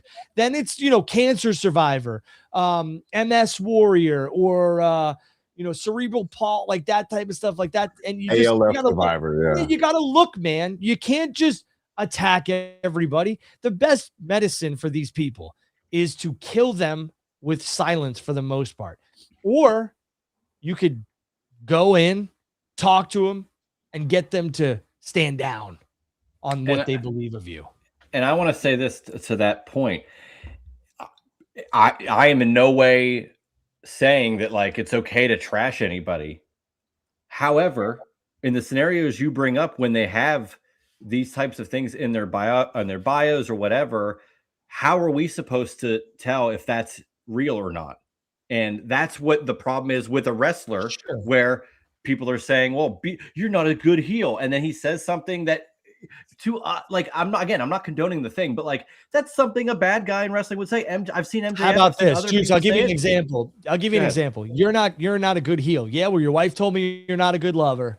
Oh, exactly. My wife died 10 years ago. Sucks to be you. That's what I'm saying. You don't need to attack somebody who's got autism. I agree with that. But what I'm saying is, why is it Ricochet's job to buy whatever's going on with anybody? So I have to, like, he has to censor himself based on what he sees on. So he doesn't have to censor himself.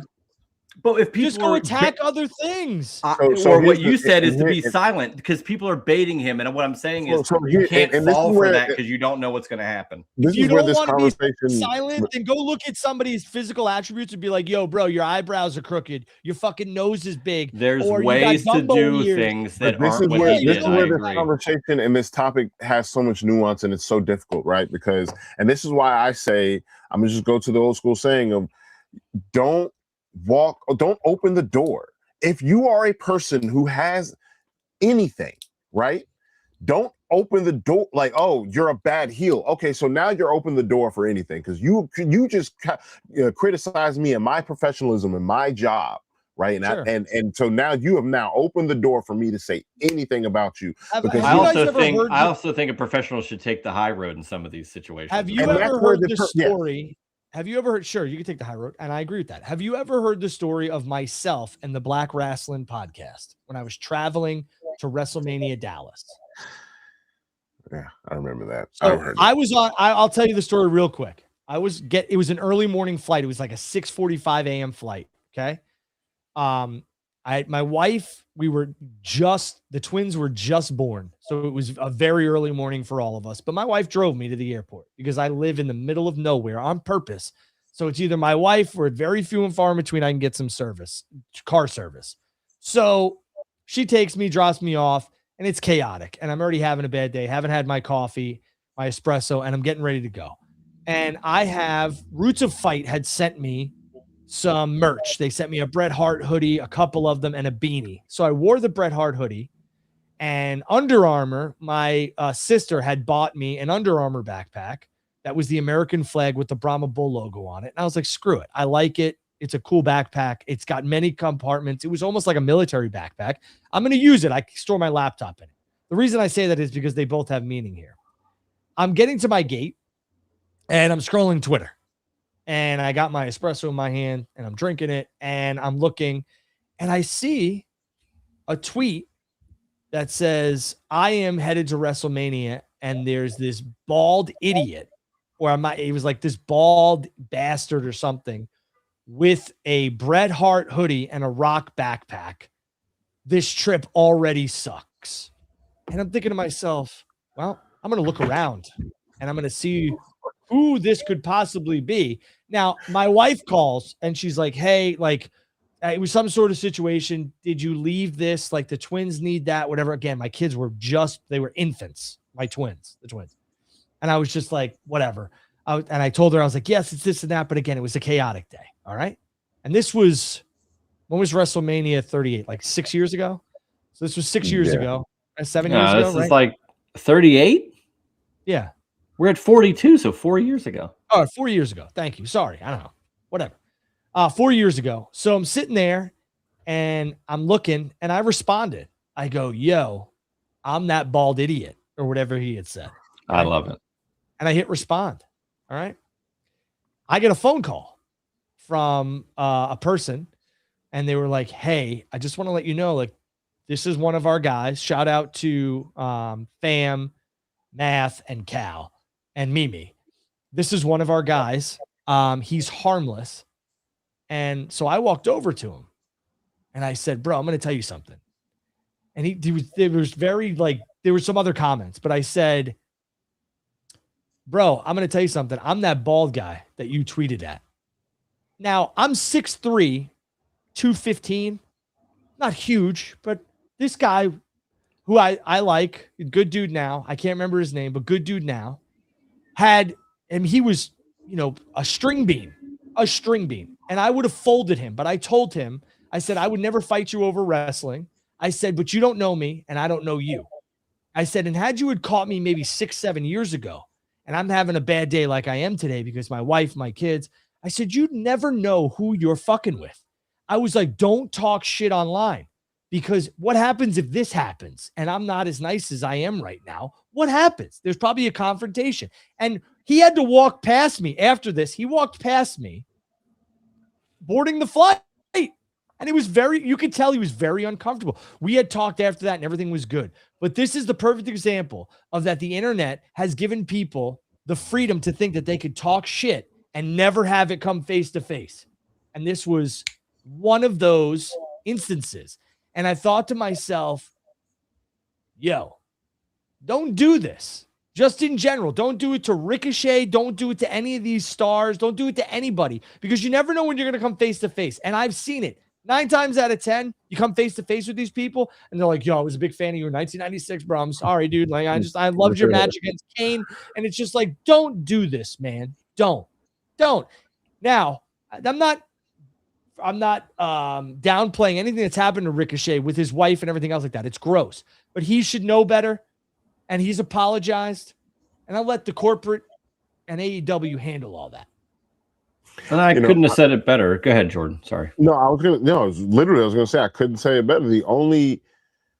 I don't think any of us here, condone or okay with what Ricochet said. No, but, not at all. I will say, speaking for myself here right now, again, don't open the door. I'm not saying he's okay to say it, but when the reaction to what he said and then apologizing again, because they apologize, we're all human. We're allowed to make apologies, right? That's the only way you can grow, is by making a mistake, right? And his wife getting death threats, I just go back to say, well, now what? Now, you guys were right. The one moment these trolls want to be right and get a wrestler in a gotcha moment, well, you got him, and he apologized, and it still wasn't good enough. And so it's just like Andrew said, just stop it, because you're never going to be satisfied. Because if you talk shit and then what? Then what? Then they threaten to fight you, and you say, "Oh, they threatened to fight me," and then what? Like, and that's the thing. Again, I said yesterday, I'm never going to fight somebody over your difference of a wrestling opinion, or because you think that you know more than me. Fine, we could find common ground and we can move on. I'm always going to try and de-escalate. But again, this was 4 years ago, and I didn't know this person, and he called me a bald idiot or a bald asshole or something like that. Bro, I don't know you. I'm going to go be that guy's friend. Yeah. Well, but it's just like, I don't know you. What happens if I'm having a really bad day? I said, a really bad day. I said, and I don't know what you look like. I had no idea what you looked like, but I got a phone call. I got a description. I found you, and that's it. So, like, don't do this. Don't think that because you're behind a keyboard that you could freely talk shit or be so gross, and then it's never going to come back full circle, because it might. And it doesn't give you the right to do this. And again, I just, we'll have to wait and see what happens. I don't know. I have somebody telling me that somebody thinks I'm big time in them. Big time enough to get a question answered by you in a space, but respect. Yeah. First of all, who is that? Sean, he's harmless. First of all, listen, Juice and Jordan can tell you, and anybody who knows me, I'll give the mic to everybody in a space. Everybody. Almost to a fault. Yeah, I've had people come at me, and they're under a burner account, and I'm just like, all right, let's have a conversation, whatever, because that's what this is all about. If you have a question, I will answer it. If I can't answer it, I won't. And I'm not going to sit here and tell you what I think they should do with Ricochet. Every situation is unique. He's apologized. I don't know how far up the food chain this is going to go. And I'm not talking about just Tony. I don't know if somebody in WBD has a family member with MS who has unfortunately passed away or is currently sick or whatever. I don't know the ramifications of this one. And I'm not going to speculate, because I don't want anybody or wish anybody to not have work. That's never my game. A lot of people got mad about what I put out about Statlander. And here's the cold hard truth about Chris Statlander, okay? If my platform can help anybody get some more dollar bucks in their pocketbooks, I'm here for it. That's all this is. I want the men and women to have a landscape where they can make as much money as humanly possible. I don't have any sort of indication whether or not Statlander's gone or she's staying or anything else like that. All right? And also, Hangman Page's contract does not end until 2027, the end of 2027. So stop with that bullshit too. What else we got? Somebody said amen. I amen. We got some Oba talk, and then really quickly, me and Juice have to shake hands on Danhausen. I might spit in my hand before I shake your hand. See how it goes. Jordan was very much delayed that day when he was arguing with you and Blake. I said, hey, perfect example. Catch Jordan or anybody else on a bad day, you're gonna come fight. I was like, I can't believe Jordan's already having this rough day with flights, and he's choosing to potentially get more brother. Over nothing but a full battery, a Freddy's burger. That's right, and nothing to do. So, shout out to Freddy's. They kept me fed in the airport. No, I want to talk over Femi and Brock, because that was a moment. That you had Bully Ray saying that's how you make them on the front. I mean, that was a moment. Hell, I did not think that they would pull the trigger like that on Oba Brock. I will say, think about the rub, Jordan, that Oba's gotten. Cody on John's last match. Cody and John, and now this. The future is incredibly bright for Oba Femi. I am more than excited for him. He's literally got the whole world in his hands. The only thing I am a little bit nervous about is that since Brock gave him so much this early, is that he's going to take it back when it matters, and that's it. Now, one could say he's a rookie comparatively. He doesn't deserve, he'll get the win, his WrestleMania win. He'll get it's all about the rub. I get that. I understand that. But, man, bump that. Let's do something different. And there's nothing wrong with Brock can take a loss at Mania. It all depends on what happens with Brock in, Minneapolis, where people are speculating it could be his last go. And it's like, well, do you want to have him lose and then lose again? And to me, I say, Yeah, he's Brock Lesnar. If he loses at WrestleMania, how many other times have we seen in the past where the Raw after Mania, he's pissed off and he F5s Corey Graves or Michael Cole, I and think he's right And back walk into that off. scenario. I think there's Femi is deserving of a win. I'm sorry. yeah, I think there's a way that you could come out of this one where, and I know that there is, where Brock is still a beast. And if Yeah. for some reason they decide, which I don't agree with, I want to state this very clearly. I do not agree with Lesnar going over Femi at WrestleMania. But if they do this, you need to have Oba look like a monster. He takes multiple F5s and still kicks out of them. And Brock is at his wit's end. And what you could do is you can have Brock snap and he gets DQ'd. This way, you could set up a rematch wherever, and Oba could get the victory, and then we could have the downfall of Lesnar as we head into SummerSlam, where Gunther will more than likely collect another Infinity Stone. But for me, I'm with the both of you. Now's the time. Brock will probably do what's best for the business and let Oba get the victory, which is something I think is monumental for Oba Femi. And I will say this, what they did on Raw was fantastic. They made Oba a legitimate badass more than he already was. And now he's to be taken in this most serious of conversations when it comes to WWE superstars. So I think Oba should go over Lesnar at Mania. Will it happen? I don't know. Because I see both sides of the coin here where people are like, well, if he loses at Mania, who's going to give a shit about him at SummerSlam? And it's like, is that passe? Are we done with this type of Well, booking? that's really flimsy if people think that one loss to a legend like Brock Lesnar is really going to hamper him going into SummerSlam, like as if he couldn't possibly get back from that. Well, like I said, he's done it people before. But you're losing. People sat back and talked about WrestlePalooza juice where they're like, well, John Cena had to lose to him. And John Cena had those comments, we're just heating up Brock so he can get going again. And I don't think that bodes well for what we want to see at Mania, which is an Oba Femi win. But that's the thing. Maybe they heated up Brock to get to this point where he does lose at WrestleMania. Well, because what are you heating him up for?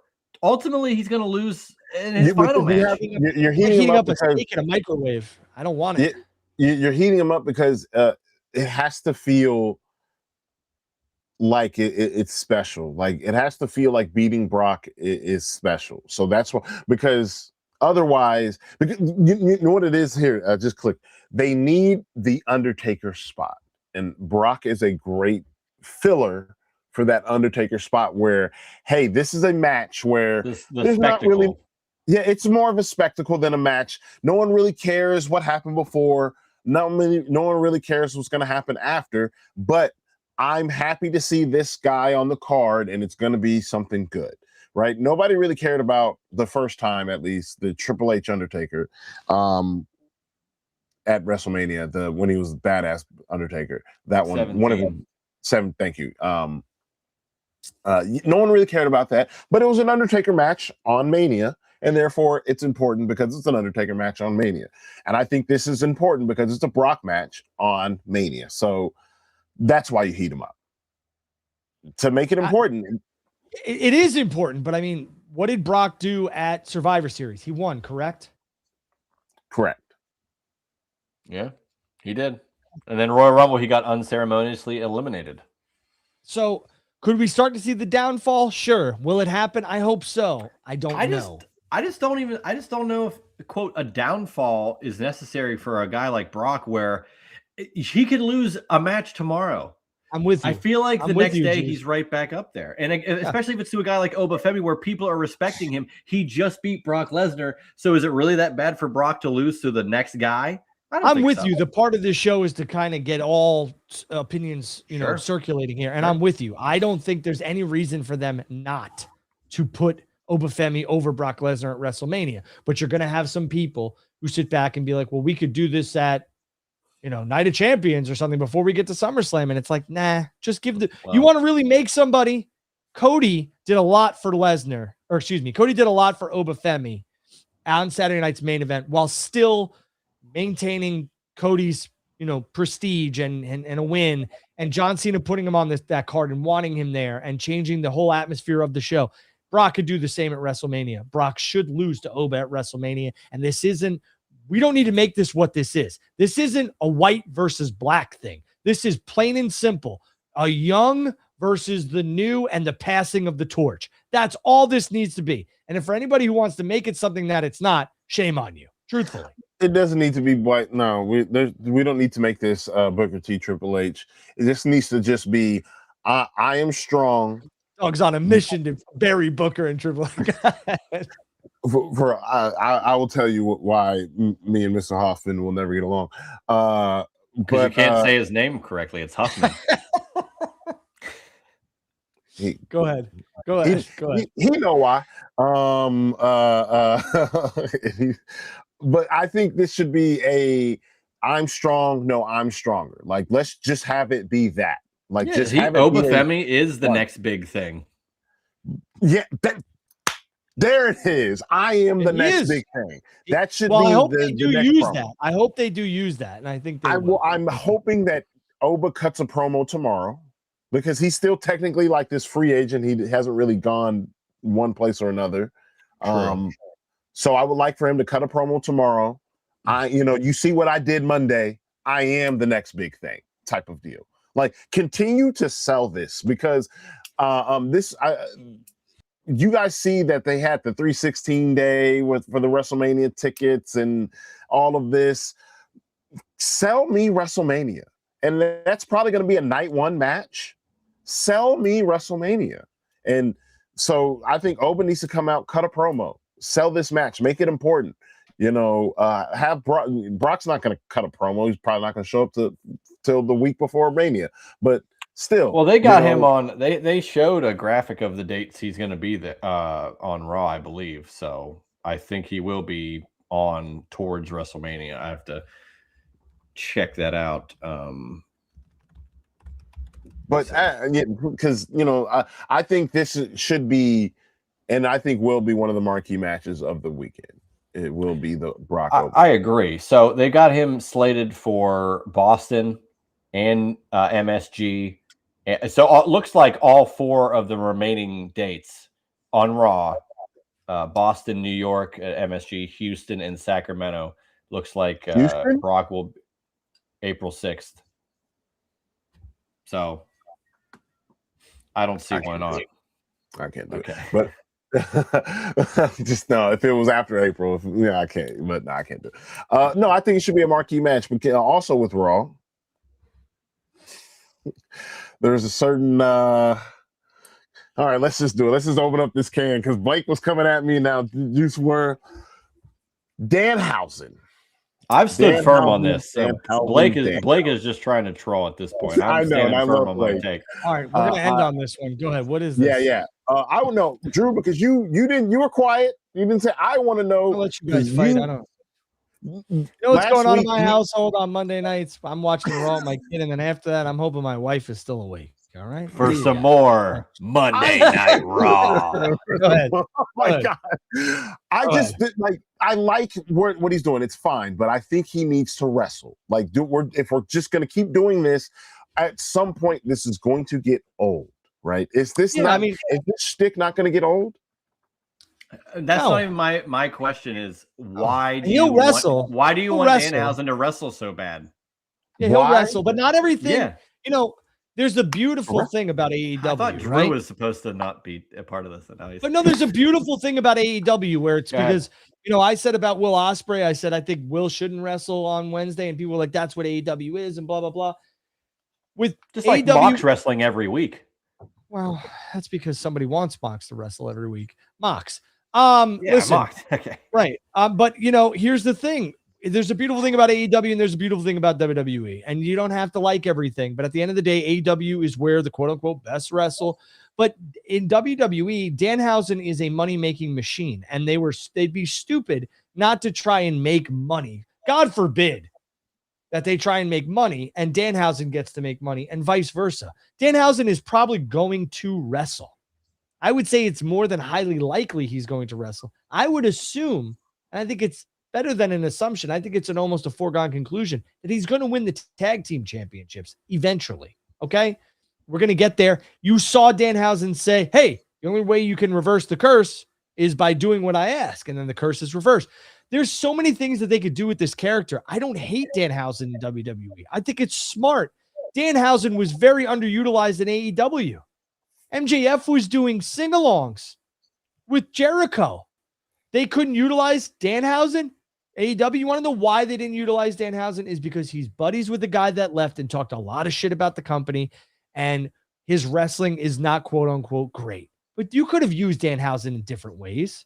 And I don't hate the fact that WWE's making money off of Danhausen and Danhausen's making money off WWE. Can't hate on it. My thing is this, and Drew, I know we got to wrap soon. Let us talk about it now. Yeah, my thing is this, is that people use Danhausen as a gotcha, as a get you, like, oh, look, WWE does better with an AEW product. And yes, that is true. But it's a very disingenuous take because, he doesn't have That's to. That's not wrestle. true with everybody, Jordan. That's not true with everybody. Look at Ray Phoenix. It's not true with everybody. There are people, but there are a lot of people who will use Danhausen as a tool to just one up, like, haha.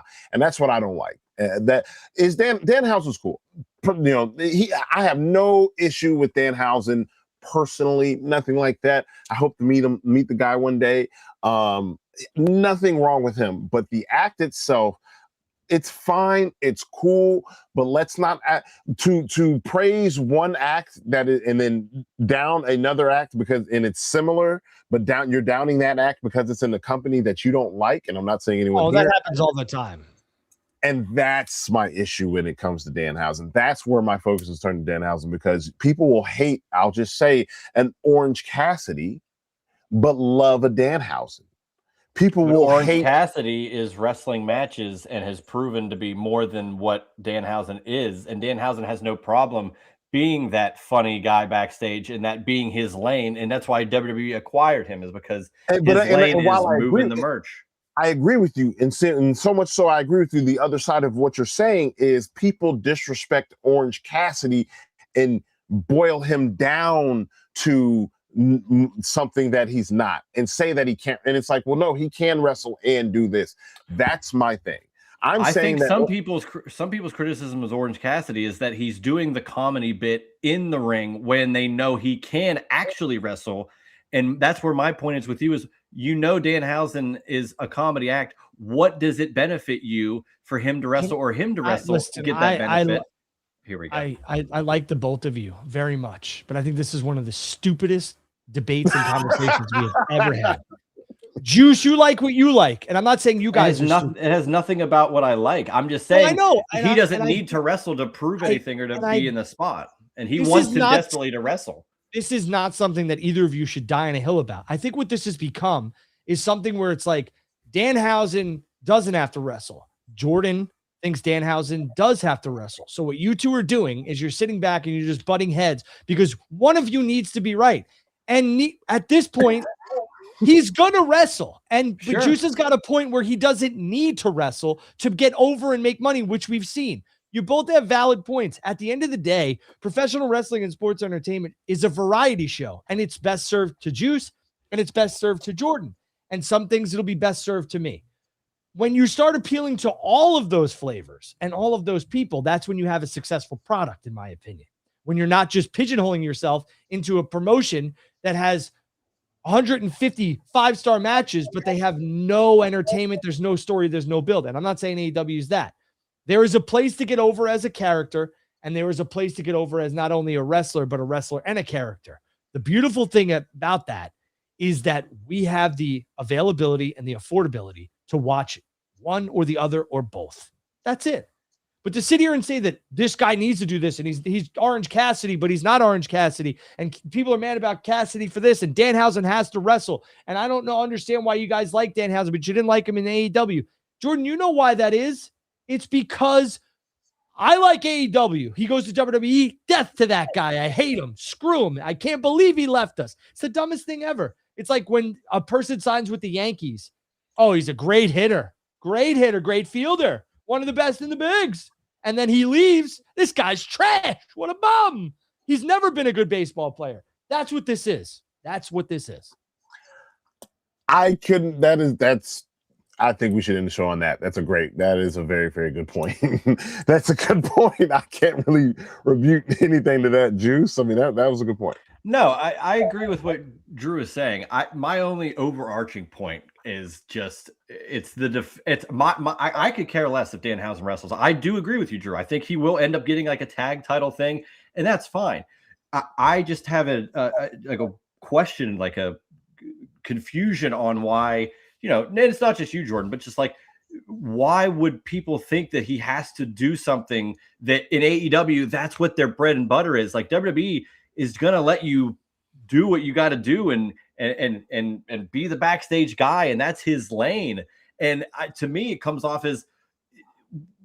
almost comes off as you're angry that AEW didn't utilize him for what WWE is utilizing him as, but that's not AEW's bag.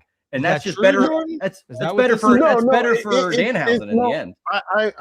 It's my frustrations come from when people will downplay the point of, oh, well, Dan, this act is just so great, as if they just loved comedy wrestling all of a sudden. Like, oh, they've always loved this, but like, also, let's be honest, WWE has never been a place for that. You like it. A lot of people like Danhausen and like comedy wrestling because now he was from AEW, because it does hurt. It's a dunk on them. Because the reason why I say that most WWE fans don't like comedy wrestling and whatnot, because the 24/7 division was a laughing stock. Nobody respected it. And it was nothing but comedy bits. It was nothing but curses and stuff like that. R-Truth's last 7 years have been nothing but a comedy bit.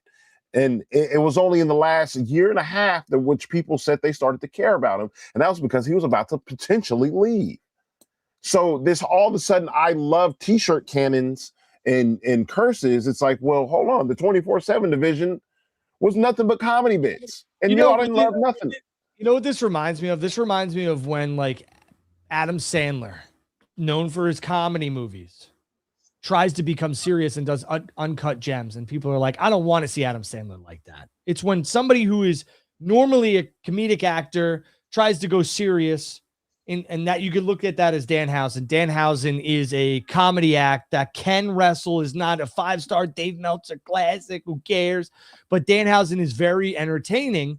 And then he tries to go to All Elite Wrestling, and that's where the best wrestle. And a lot of people are like, I don't want this.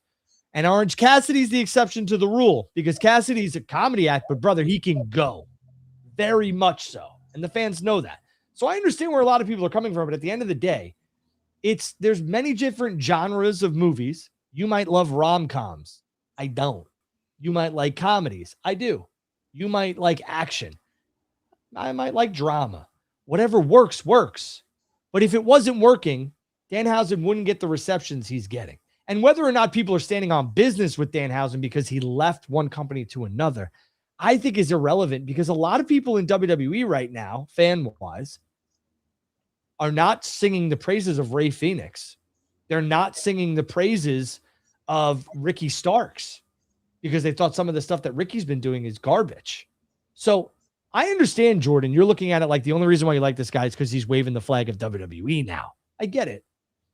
But the bloom will come off that rose. And if Danhausen sucks, he's going to suck. And I don't think he sucks. I think there's a spot for him here in WWE. Yeah, I think Danhausen is above what we're arguing over. I think Danhausen is like, he's better fit for WWE. And that's why I'm like, well, don't even chance going in the ring until you absolutely have to, for whatever story dictates. Because otherwise you're going to make and clean up doing your backstage. We could say the same thing about, we could say the same thing about Hobbs. Hobbs is not doing anything backstage. He's not a comedy act. He's not cursing anybody. But where is he?